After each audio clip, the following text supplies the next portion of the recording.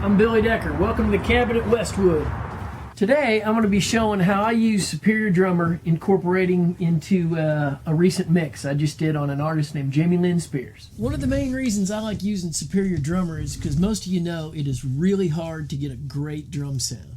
With Superior Drummer you get great at just the click of a mouse button. So let me show you how I use it. I just recently got in a file on an artist named Jamie Lynn Spears, and the song is called Sleepover. A friend of mine drum on this song. His name's Miles McPherson. He was so kind as to set up a GoPro and let us know a little bit what he was going to do. He just plays on a simple MIDI kit.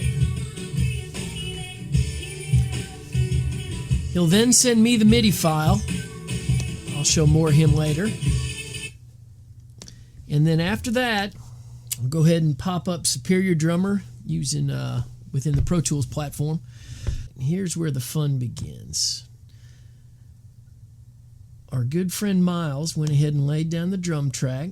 We pop in the Sleepover MIDI file, spot it, import the tempo, and boom. There is our song. I'm actually going to put it on grid mode and cut it right at the beginning. Get rid of that stuff. And there we are. Now, let me go ahead and put Superior on a new instrument track, stereo instrument track. And there we go. Superior Drummer. Boom. There we go. So, I'll pop up the Metal Foundry. And I like to use a full kit. You can go in here and add bleed. Select all. Put bleed on everything or have no bleed on. I prefer to do all bleed on all the time because it reacts and sounds much more like a real kit that's been recorded in a world-class studio. So anyway, back to our bounce function. I've got those. I leave all the bleed on. I bounce, hit my record button, come over here, and we are off and running. We've come to the end of our song. Now we're going to hit bounce. We are going to make a folder right there. Sleepover to mix on the desktop. Click that, hit open, and boom. Superior Drummer is off and running. This is taking all those MIDI files, or all the actual MIDI file, and it's now turning it into audio tracks. Okay. So, we have our audio files. Let's close out of this, save our changes, and here is our folder.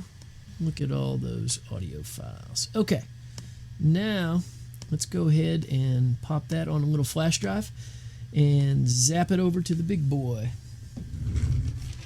Now we've taken our drums that we just bounced down and put them in workstation. So now let's import them in the actual session. And there is our song. Now let's go ahead and import in our audio. And let's see what we want to do here. Okay, we're back. Boom. Boom. Now let's go ahead and group those and import in our MIDI file, and I'll show you how we can set it right where it needs to be. Okay, let's import in our MIDI file. Import MIDI. Sleepover MIDI. Spot. Import tempo. Boom. Okay, there we go. Now, put that right at the top. So this, or the MIDI file. So this actually will line up right at the same spot as that. So Here is another shot.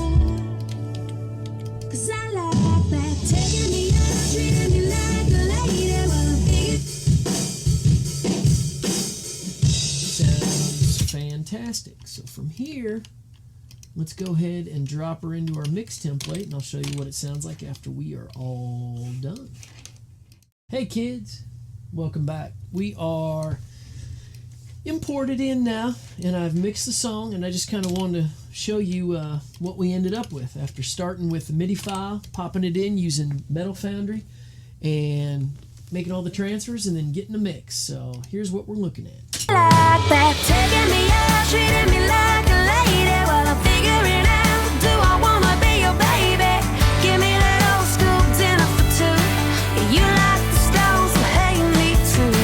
I ain't saying you ain't getting me, and I ain't saying And then I always check everything on my trusty boombox just to make sure it's sounding good. If it sounds good on that old thing, it'll probably sound good just about anywhere you play it. So